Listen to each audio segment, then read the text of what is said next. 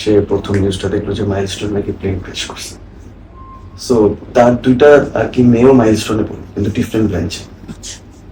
So সে already নাই, সে আর কি shoot করতে পারতেছে না এরকম একটা সিচুয়েশন।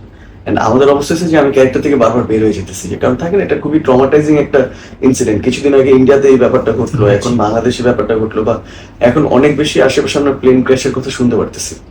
বাট এই জিনিসটা এত বেশি একটা ডিফিকাল্ট একটা জিনিস হয়ে গেছে যে প্লেন ক্র্যাশ করলে তো কেউ আর বাঁচার কোনো স্কোপ নাই।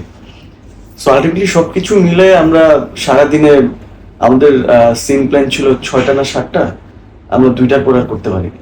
এই 2টা সিন আমরা শুধু করতে পারছিলাম, কারণ সবাই সবার মতো একদম মন মানসিকতা ছিল না শুট করার, এরকম একটা সিচুয়েশন ছিল।